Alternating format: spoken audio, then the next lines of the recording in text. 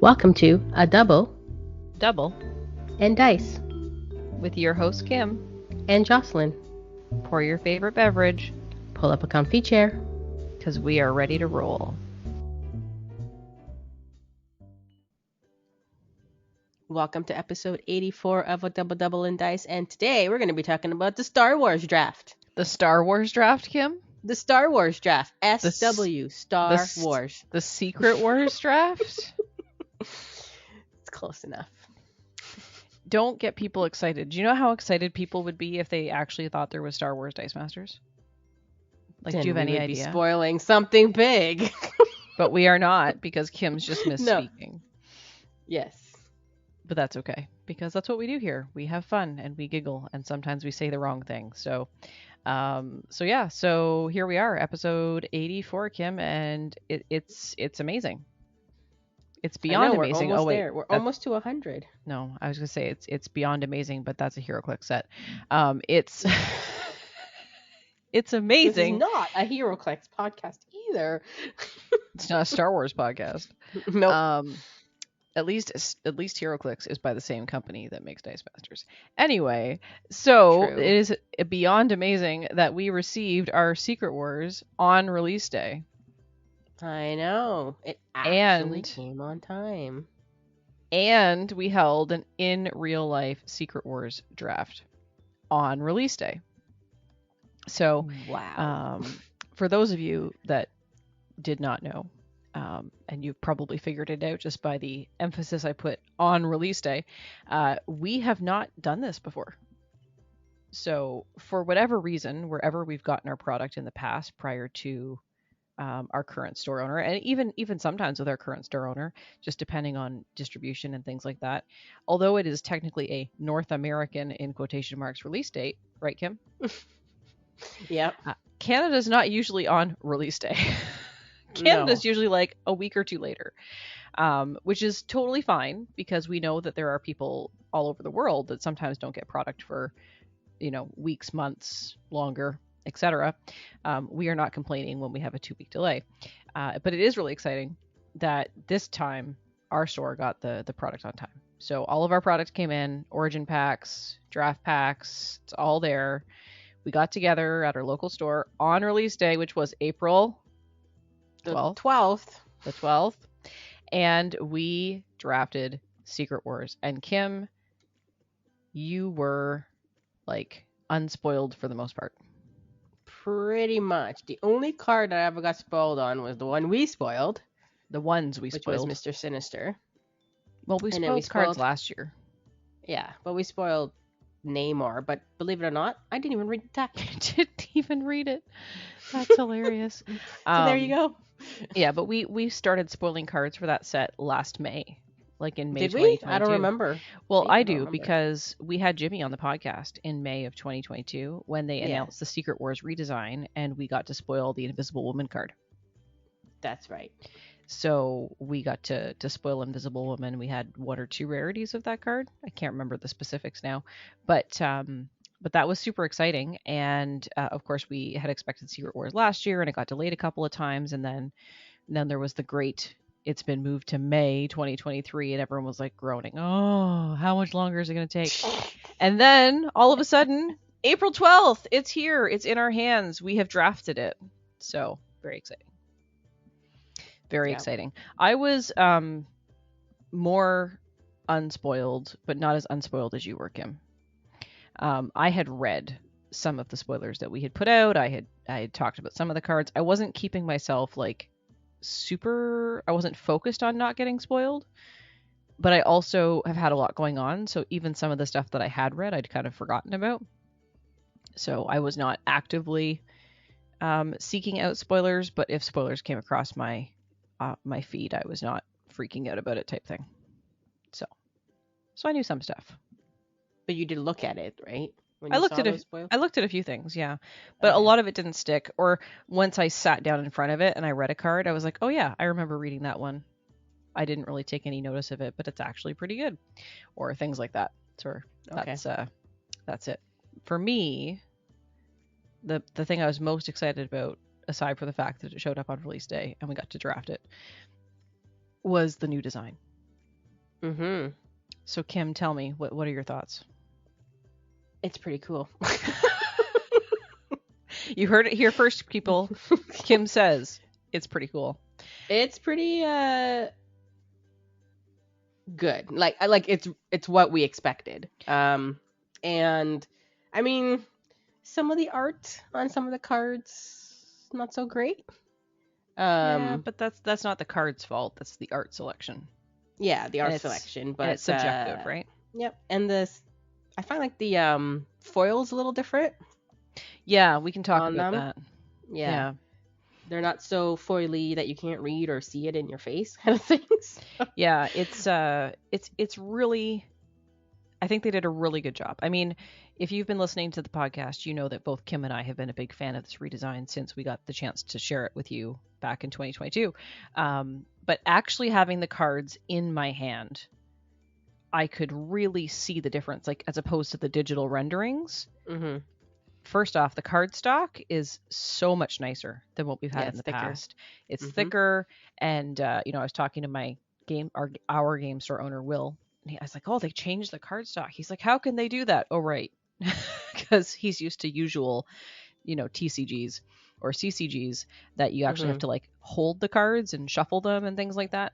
So Right. you'd be able to tell the difference if a card was from a newer set versus an older set, but we don't have to worry about that in Dice Masters because we don't shuffle. They just sit on the mat, right? So they can do things like upgrade the card stock. So they were really, really nice. The card stock was really, really nice. They felt good in your hand.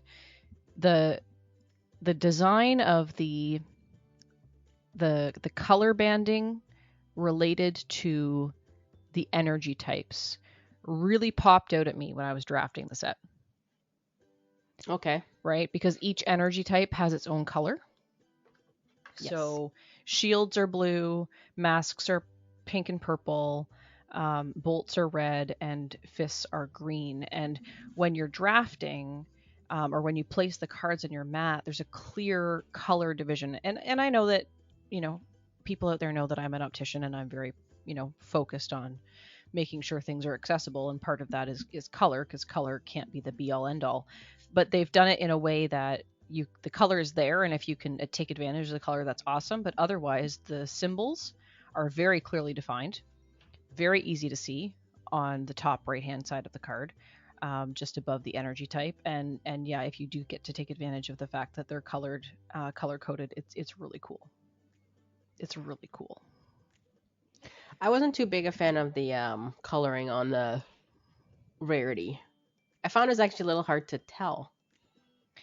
I think when I look at The it, red is so deep, it's yeah, like kind of tough. I think the other part, and I think this refers to the foiling, because I'm looking at 2 rares right now in my hand that were part of my team, and the foil rare that I have, the foil is good. The foil is readable. It's more matte, I guess, than shiny, if that Okay. makes sense. Yeah. It's a matte foil. Okay. The text is definitely more readable, but because of the way the foil is, it's darker. So you really have to kind of tilt it to get the light to see the color of the rarity. But what I do like is that the rarity has the initial next to it, right? C for Yeah. common, U In for it, uncommon, R for rare, S for super rare. And that means that even if you again, you can't see color, you know what rarity you have. Right. So I like the inclusivity that they've done of that from a visual perspective. And then on top of that, the text has been cleaned up, as we've talked about when the card was redesigned. But again, once you have it in your hand and you're like, wow, that is really, really clear. It is really clear to see that the text and how it's written, the clear, dark text, black text on the white background. And the background isn't just white. There is actually a graphic on it that probably has something to do with Secret Wars, as far as what that graphic is supposed to demonstrate. But it is not in any way taking away from the ability to read the card. So, yeah. And although I'm used to the affiliations being at the top, I'm getting used to them being at the side. And I definitely see the thought and care that went into this redesign. For those of you that have been saying Dice Masters is dead, First off, you're probably not listening to this podcast. Secondly, if you are, I just, I have no inside knowledge, but I would just say that if I was WizKids, I would not have invested the time and money into redesigning this set if I was just going to bin it next week, Mm-hmm. So anyway, so yes, so the cards are pretty. And then Kim, to your point, the foils are much easier to read. Yeah. Like I was like almost confused. Like it didn't even almost look like a foil. You know what I mean? Until you really kind of look at it. Yeah.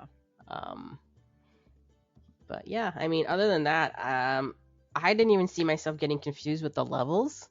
I thought I was gonna get confused because they're different now, like how the levels of the right dice because go. the dice used to be along the bottom and it went left to right, and now they just show the energy, not the energy. They show the die faces, level 1 to level 4. Yeah. Only on Franklin's Galactus. Yeah. Which is awesome. And they go from bottom to top, which makes more sense, right? The highest level is the highest on the card. Yep. So yeah, even the packaging, like the packaging of the draft pack itself is a thicker cardboard, and it's got like a matte feel to it. Like seriously, right now I'm just like touching it. Can you hear this on the microphone? Yeah, I can hear it. It's got like this matte feel. I don't know. I'm very focused on the feel of things. This is something like feel, smell, like those types of senses are very important to me. Like if I'm you smelled it? Yeah, didn't you? Like paper books, right? I know that like in theory, like reading a book on an iPad or something like that's probably better for the environment in some ways because you're not cutting down trees to make paper. But there is something amazing about opening up a paper book and smelling the paper of the book and feeling the ink on the page and feeling the pack. I'm sorry, I'm a geek. I'm a total nerd about this stuff. But the packaging is really great. That's what I'm saying. So if I did have to don't forget to smell it. If I did have one nitpick, it's the shrink wrap on the cards. Yeah, I didn't expect that, and that was tough to open because they didn't give you a pull tab. Yeah, I think that is a piece of feedback for WizKids for future. If they're going to shrink wrap the cards inside the shrink wrapped box next to the plastic wrapped dice, they need to give you a pull tab on that shrink wrap so that you can easily remove it. I think that the pull tab would probably make more sense from a cost perspective than maybe doing like a Ziploc or a sticky tab, especially because the sticky ones, the ones that are self-adhesive, you could accidentally get the card stuck on it when you're pulling it out, so you probably wouldn't want to do that. But the sticky tab would definitely make it easier, because I know for me, I was trying to get it open, and I have pretty significant nails right now, and I still couldn't get into the cards, and I had to use a box cutter, and I had to do it very carefully that I didn't damage any of the cards. Yeah, I think I may have.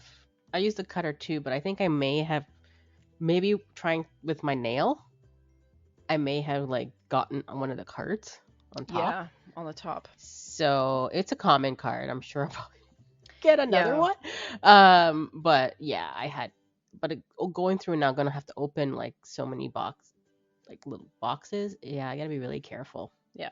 So that was a little bit tricky and a little bit more plastic, which is maybe not as environmentally friendly. After we heard about the sticky tabs of Superman Kryptonite Crisis and how that was meant to be a little bit more environmentally friendly than the shrink wrap. But we'll see. We'll see what comes of that. But yeah, they were really well packaged. And yeah, so we had, how many people at our draft, Kim? 5. Yep, 5 people. So yes. There was you and me. There was Marcus. And we had Nick and Nathan. Nick and Nathan are newer players. I think we've mentioned them on the podcast before. Yep. Nathan is 8. 8. Yeah. Yeah, just turned 8. And he's sharp, that kid. Yeah, he's funny. He's pretty sharp. He was getting pretty tired by the time we finished the draft and got into the games. He was getting a little sloppy by game 2, but we went forward anyway. So anyway, so should we talk about what we drafted, Kim, or? yeah, we can quickly talk about what we drafted, and then I think you want to talk about a specific combo. Yeah, which was that not was our on turn. our cards, but I think is Yes. something to be on the watch out for. Yeah. Do you want to go first? Me go first? Sure. Before we jump in, I'll get you to go Mm-hmm. first. Before we jump in, I do Okay. want to say we got out of the 8 packs in the display. We drafted 2 super rares, and then someone else bought the other 3 packs, and there was a third super rare in it. So there were 3 super rares in our display.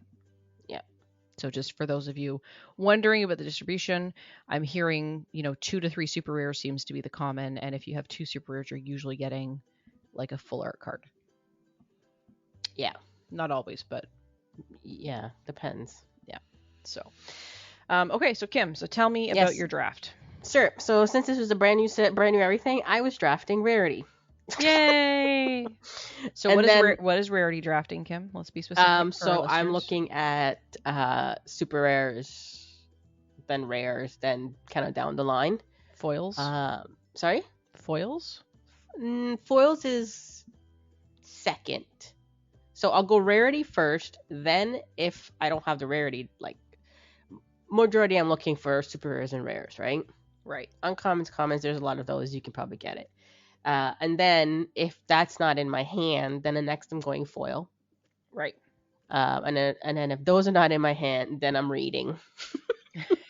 You're reading to see what you can build. For ability, exactly. Yeah. So my pack, actually, I got a super rare in mine, which was Spider-Man Black Suit. So it's the super rare for Spider-Man.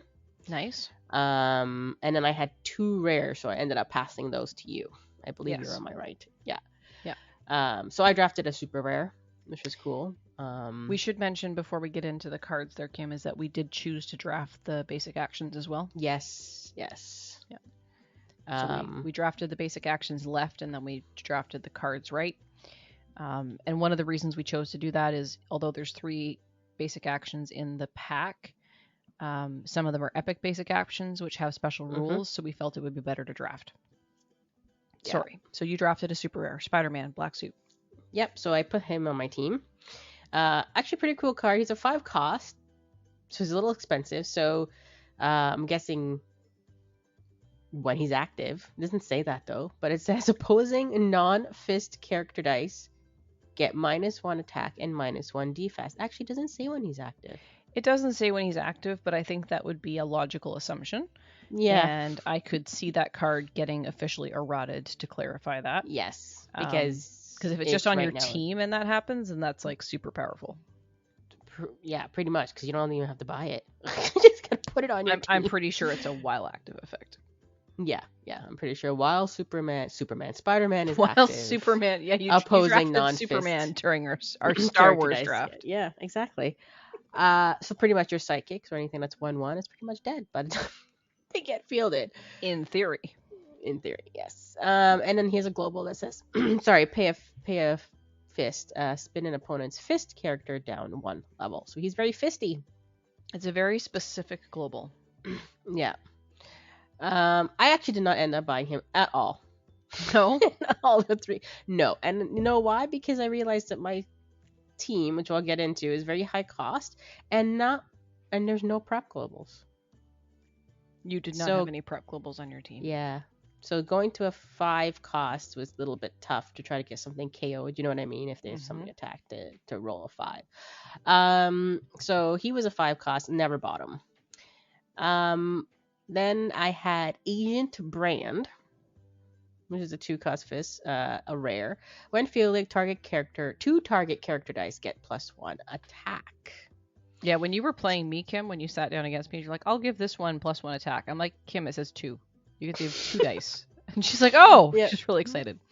Yep. So the plan was actually to use Agent Brand with Apocalypse, which is a 5 cost, and he has Overcrush. Nice. Never bought that card. Because again, 5, I couldn't get to more. Like, you know what? 5 dice rolling. It feels weird. It feels weird to say a 5 cost is expensive after we've just been buying 6 and 7 costs, like turn 2, like it's water, like it's just the flow of dice is there. But the ramp in the set, or at least what we had access to in this draft, it's not quite there yet. Maybe it's there, No. it just wasn't in the cards that we pulled. That's entirely possible. But yeah, it's after the Dark Phoenix, the heady days of Dark Phoenix, in the Dark Phoenix draft, you could buy basically anything you wanted, especially if you happen to combine it with Mr. Sinister. Yeah. Right? So So Dark supposedly, Phoenix to KO something, and then Mr. Sinister to field and prep a sidekick. Apocalypse Super Rare has the Dark Phoenix global on it. Does it? Yeah. Pay a bolt once per turn. KO one of your character dice. The next die you purchase, turn costs 2 less. Interesting, Kim. Did you notice what's different about that? No, what? Once per turn. Oh, yeah. So you can't double dip. No double dipping. No, but double dipping for you. Okay, I did not notice that. The plan was to use an Agent Brand with Apocalypse. However, that never happened because you didn't buy Apocalypse. So what did happen, Kim? So I ended up just trying to buy a lot of things. So Thing, I had the common Thing on my team. What time is it? It's clobbering time. 4-cost fist. When fielded, KO target shield character die, which nobody ever had on their team when I actually fielded Thing. So I pretty much said to myself, I'm just going to try to buy a whole bunch of things and just keep pushing with these big guys. Which is a reasonable idea, Kim, because his stats are 133, 255, 277. Yep. And then if you can give him a +1 attack with Agent Brand, then he becomes a 4, 6, or 8. Yep. I don't think you had a way to give him Overcrush, though. No. There's a way to field him for free. I had Molecule Man on my team, 3-cost shield. He has Deadly, which actually was pretty good. Mm-hmm. But he also has global. It says pay a shield. The first character you field this turn is free to field. So that helped with some of the high cost fielding of some characters. And he had Deadly, which actually worked out pretty well. I had Ginny Woo, which I've never heard of. You've never heard of Jimmy? You've watched the Disney Plus TV shows. I'd never heard of Jimmy Woo. Jimmy Woo was in WandaVision, and he's been in the and he's been in the MCU movies.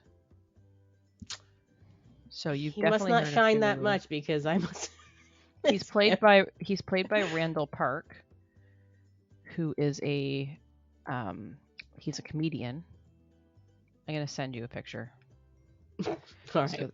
So later you can look that up. So that one I actually bought. That helped with kind of doing more of a blocking to KO some big stuff if anything was coming through. And then I had Spider-Gwen, Uncommon Spider-Gwen, which is a 3-cost, which I think is a really great card. It really is. When fielded, deal 5 damage to target character die. Spider-Gwen dice can't attack the turn they are fielded. And she has also the global pay a bolt. If target die deals combat damage to your opponent, put it in your bag instead of your used pile.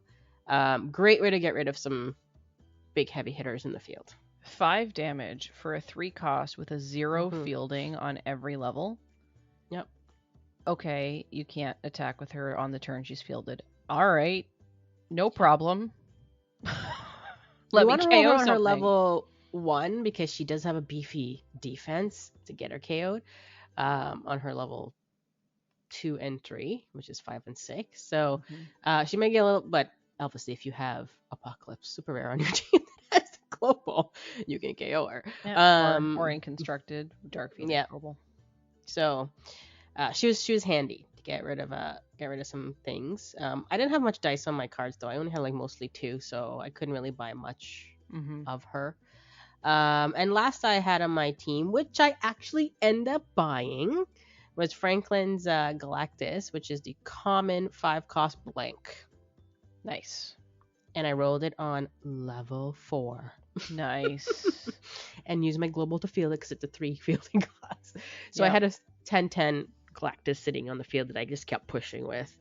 And then, so that was my team. I just kind of just went with it, really, because didn't really have any synergy. I just kind of just went with what I had. I think I lost all my games anyways, but it was fun.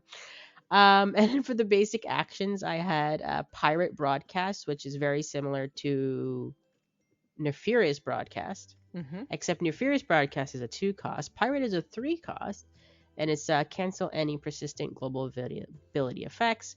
Neither player may use global abilities until end of turn. Prep a die from your bag, which is new. Yeah, that's probably where you get the extra 3 cost from. Yeah. And the global which was very annoying in our game. Yes, which you actually won, Kim. Did I win that game? You did. Oh, okay. Pay 1 generic. Target global ability cannot be used until the start of your next turn. Use this global ability only once per turn. So we kept using it on each other. Yeah, so we played each other in the last round, and you started by turning off one of my globals, which we'll talk about when we get to my team. And then as soon as it got to my turn, I just started turning that one off. So we were playing the mini game. And if you've been playing Dice Masters for a while, you'll remember that this was the Blackbird Global back in the day. Mm-hmm. So, and the mini game is who can turn the global off first. Yeah. And then the last basic action I had was the Siege Perilous, which is an epic basic action. I think I ended up buying this one. So each player rolls all dice from their prep area and use pile, and each player may immediately field all those character dice for free. So let's talk about the epic basic action rules, Kim. Mm-hmm. So in order to use or purchase an epic basic action, there are certain rules, and there's a little rules card that comes in the pack with you. So in order to use an epic basic actions, you can only purchase or use 1 epic basic action per turn. So that's it. You can buy one or you can use one. That's it.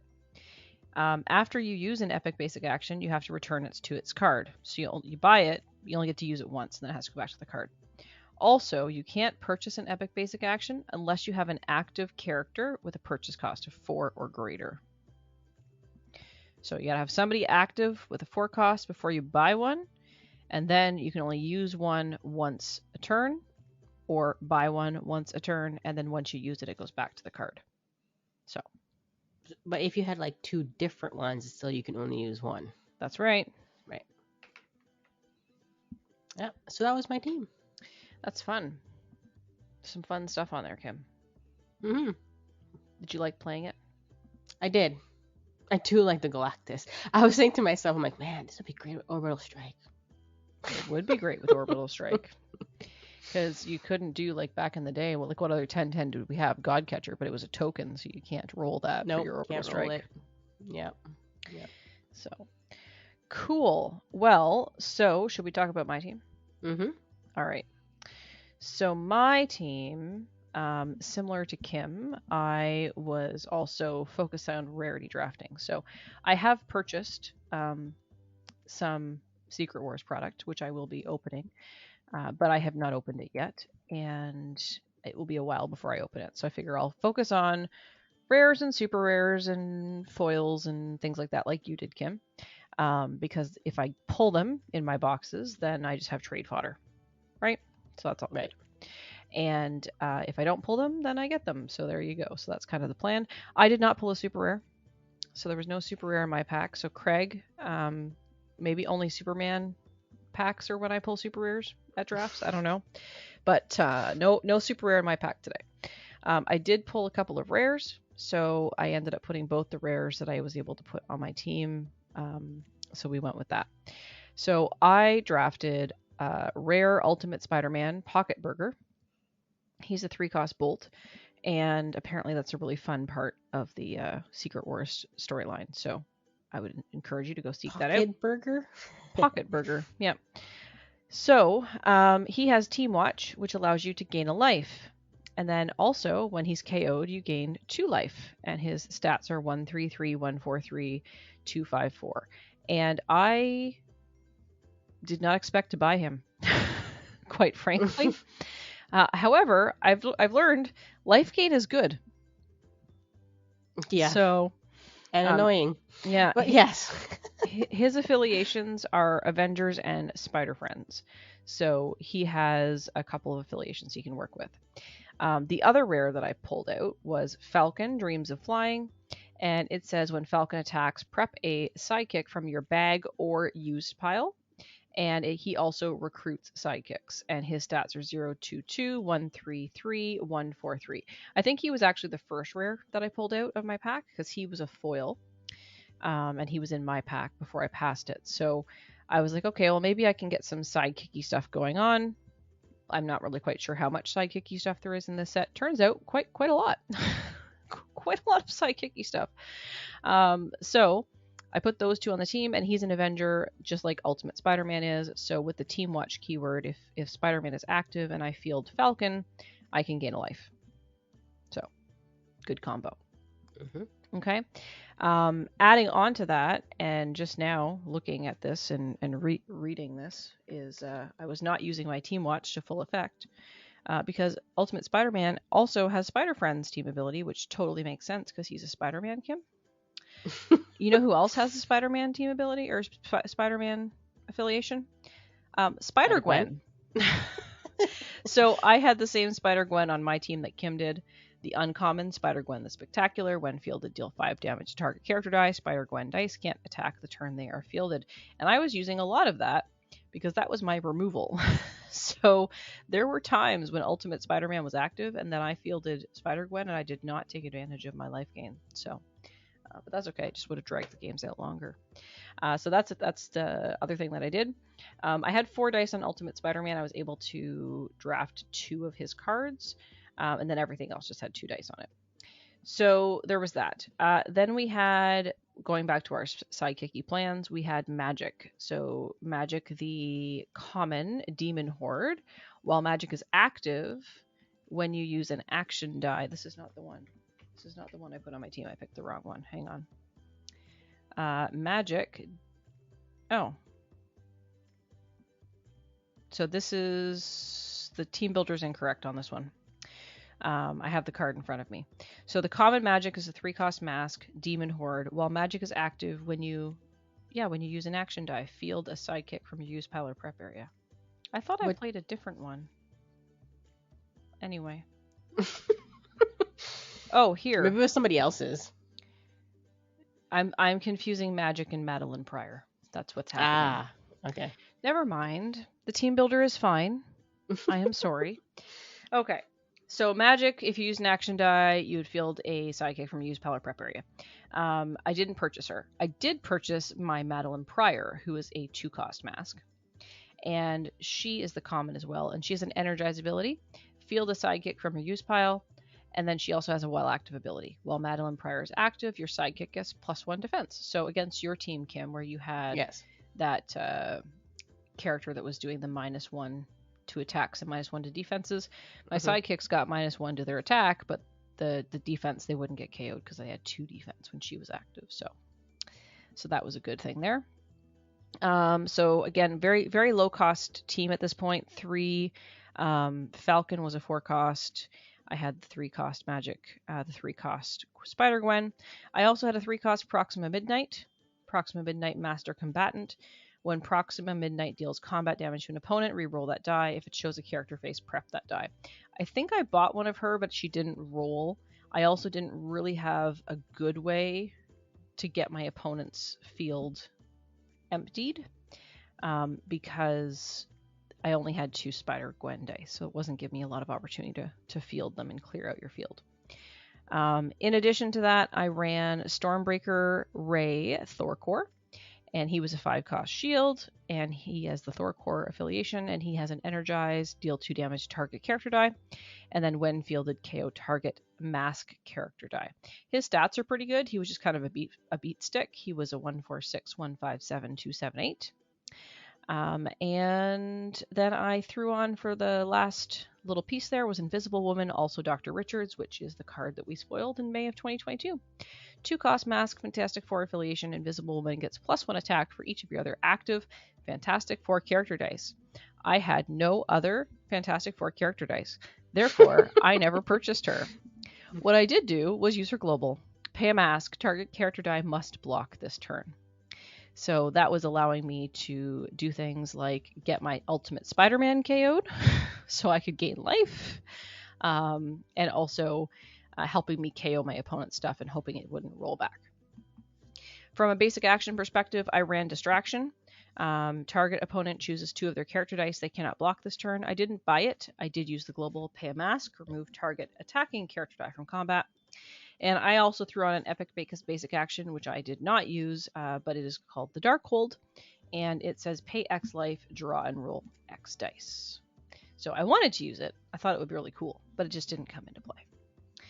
So my team didn't have a ton of ability.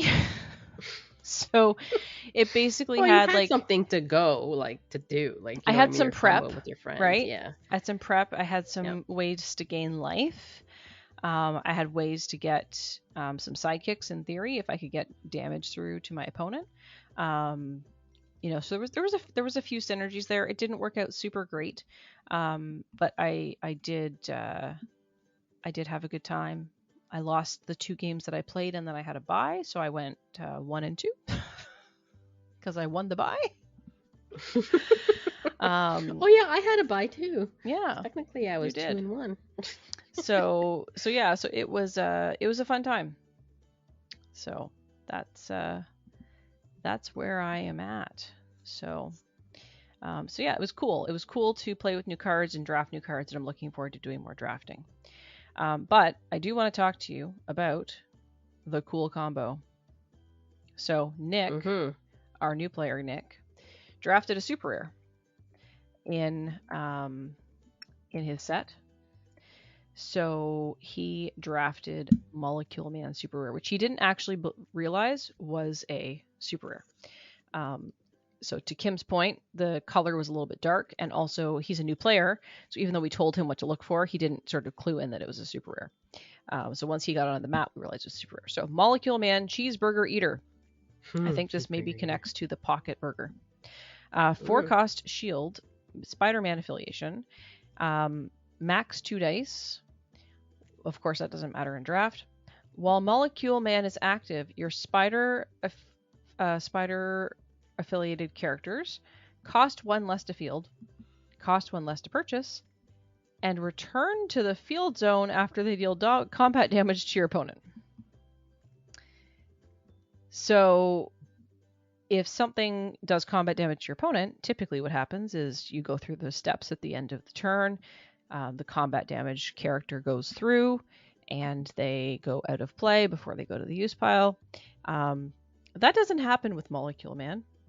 If he's active and you have a spider affiliated character active, they just go back to your field zone so that you can attack with them next turn or block with them next turn.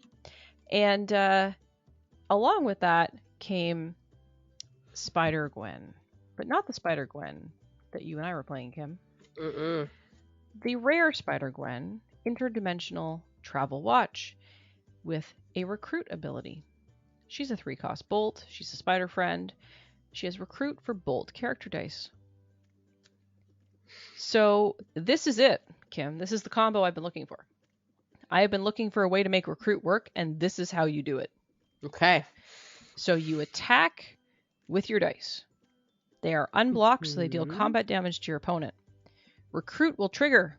So they get to recruit. She gets to recruit her bolt character die, and you can recruit the die from your prep area, your reserve pool, or your use pile. So any bolt character die sitting in those places, you can bring it into the field on level 1. Then, instead of going through to the use pile, she goes back into the field because Molecule Man says so.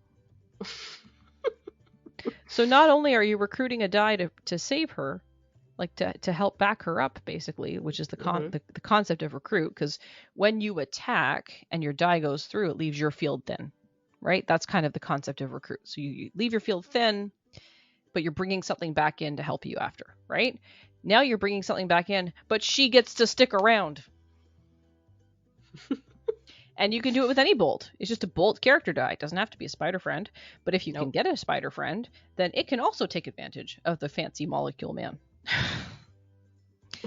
So this is the combo. She also has a global on her, play a bolt.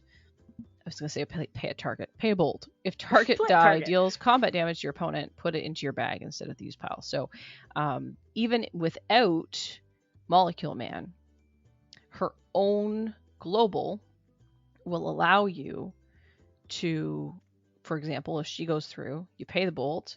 Instead of going to the use pile, she goes in your bag, which gets her back through the cycle faster. So that global, I think, is going to be important on recruit teams moving forward, and recruit is a thing. I'm going to make it one. And secondly, Molecule Man plus that combo with Spider-Gwen Interdimensional Travel Watch. That is the recruit combo. So that's the cool combo that Nick came up with. And Nick went 2-1. He lost his last game to his son Nathan, who also went 2-1. And they tied, but technically Nathan won because Nick lost to Nathan. Because that's how strength of schedule works, is what I'm told. And it's crazy that Molecule Man is only a 4 cost. Yeah, but he has max 2 dice. Yeah, it's true. So, but that's fine. Like in a draft, you can have more. You could put, 20 dice on him if you had enough dice to do it. Although you'd still need some dice for your Spider-Gwen and whatever else you're recruiting. So, but that's the cool combo that we came across. This is what I like about not going into the set and knowing a ton about it, is you can find these cool combos. And I haven't heard anybody talking about this. So it's possible that people had identified this already, because I wasn't paying a ton of attention to spoilers and conversation about the set. But this is the one. This was pretty cool. So if you have a super rare super rare Molecule Man, at least it's still the same set, same universe, Kim. Yeah. Super rare Molecule Man in your draft pack, look for Spider Friends and look for that rare Spider-Gwen. Because that is going to make your draft super effective. So yeah. So overall, it was a fun time. Yeah, it was fun. And we're doing it again on the next weekend. 2 days. Yep. Yeah. So before this podcast comes out, there will be another draft with some other folks that were not able to make it out on Wednesday. And we will be doing another draft, and hopefully we'll be doing some more drafts in the coming weeks, because as much as I like opening product, I like playing with product more. And I like drafting because, I find that drafting just works my brain differently than constructed. You have to do the best with what you've got, kind of thing. You play differently when you're not optimized for your team like you would be in a constructed team. And then also you get to play cards that you wouldn't normally play because they're maybe not the greatest cards, but you have to do what you can in a draft, right? So yeah, I'm looking forward to doing more drafting. We have been fortunate that our store owner was able to get a decent supply of product for Secret Wars, and we're going to be able to draft pretty much as we want to. So, at least for a few weeks.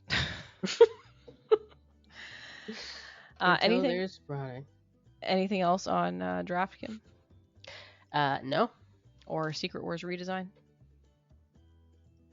No. Okay. So then do we want to talk about coming events? Yes. One that's coming up, which is a week away. So by the time this podcast drops, you pretty much have that week.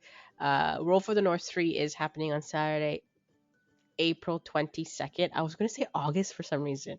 No, August. April. We're in April. It's April 22nd. You were going to say August, Kim, because it feels like August outside.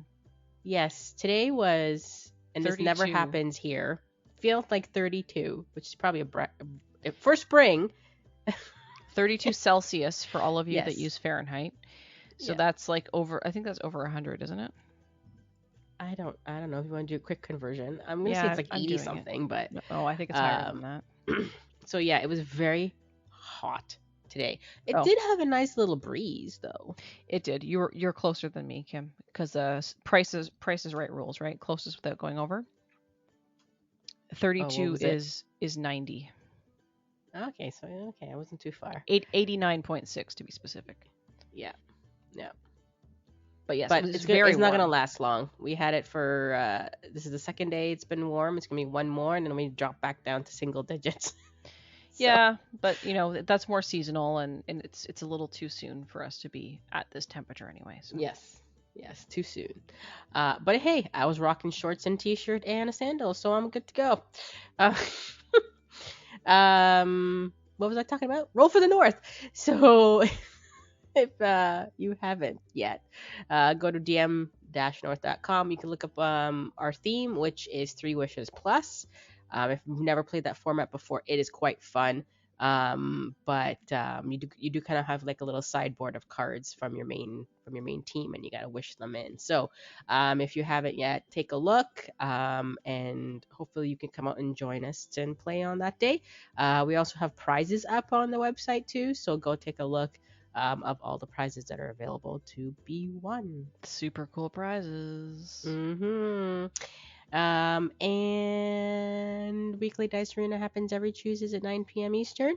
So come on out and play with us on a dmNorthTV Twitch. Oh my gosh, It's okay, something's Kim. wrong with me today. Continue. Twitch. And that's it. That's it for coming events. Yes, and there's no Dice Social this month because of Roll for the North 3. I mean, I guess technically we could talk about the UK Games Expo. I have no idea when that's happening. It's happening the first weekend in June, and it is the Ministry of Dice Presents Dice Masters. So you can head over to BritRoller6.com to find all of the information about that event. Cool. Okay. Dice bag? Dice bag. Dice bag. Excellent. So for the last episode, episode 83, we did have our Mr. Sinister episode where we talked about Mr. Sinister and the card that we were very fortunate to spoil. Thank you to WizKids for providing that to us. So we heard from Jackalope Spam. He said, I've come to appreciate Mr. Sinister as a character in the comics. He truly is sinister. In Secret Wars, he did some really mean stuff to Daredevil and Elektra. But for me, it's his take on current Krakoan politics that's amazing. Sure, all mutants are working together, but he's definitely still in it for himself. I think there's a whole event coming and or recently launched that centered around him and his exploits. And then we had some conversation about where that was, because there was a Secret Wars in 1980s in the comics, and then there's also the 2015 Secret Wars. So Yort, also known as Troy, had said this would be from the more recent Secret Wars, and Jackalope Spam did confirm that it's the 2015 series. And he's also very excited for the set to release because for once he actually knows the comics lore. So high fives to Jackalope Spam. We also heard from Jordo, and he said, disqualified, I want to speak to the manager. To which I replied, tell your people to fax our people. Which I crossed out and said fax our people because we only accept faxes. There's nothing wrong with a fax. I fax still sometimes. We also heard from one of our winners. We heard from Andy May, who has been sort of considering, as we had said on the podcast, we were going to work on prizing for him. So he's sort of thinking about what that might be. But we have something awesome in store. And then also we have reached out to King of the Moon, who won our raffle for the 3-year anniversary survey. So hopefully we will hear back from King of the Moon soon so we can get those prizes out to Andy May and King of the Moon. And that was it for the dice bag. I think that this week we'll probably hear a little bit more because we've got Secret Wars drafting. We'd love to hear what you pulled in your draft packs, what you're excited about, what you're building with. I imagine that our next few episodes are probably going to be kind of Secret Wars heavy in some ways, Kim. Possibly. It's possibly a thing. So anyway, but yes, so happy that Secret Wars is here. Happy also that the release was closer to something worldwide. So not only did we in Canada receive Secret Wars on April 12th, and some of the US people received it on April 12th, but some of the people in the UK were receiving their shipment on the same day or the day after of the release day, which is nice. I haven't heard anything about Europe or other parts of the world, but great job to WizKids on getting that product released in at least a couple of countries all at the same time. So high fives to WizKids for that, because it does really make a difference when we have, I don't want to say worldwide release, but a wider release. Let's go with that. So yeah, and thanks to WizKids for putting all of that work into the redesign, all of the hard work in making this look and feel good. The origin packs are cool. Super much looking forward to what's coming and doing more drafting, and then trying to figure out how to slot these cards into other teams that we're building with the rest of the current modern meta. So I think that's it for today. So we'd love to hear from you. As we mentioned, you can reach out to us about anything and everything, and we will potentially share what you talk to us about on the podcast here. So you can reach out to us in the following places. You can find us at Triple D Podcast at dm-north.com. You can also go over to our website, dm-north.com, and leave a comment on our episode post. You can find us on YouTube at youtube.com/dmNorthTV. You can find us on Twitch at twitch.tv/dmNorthTV. You can join our Discord channel, which is where a lot of our Double and Dice podcast conversations happen, which is dmNorthTV on Discord, and there will be a link in the show notes to join that. You can find us on the socials, which include Instagram, Facebook, Twitter, and TikTok at dmNorthTV. And you can also at us. Kim is at SuperK, and I am at JoceStitch, JoceStitch on Discord. So until next time, on a Double and Dice.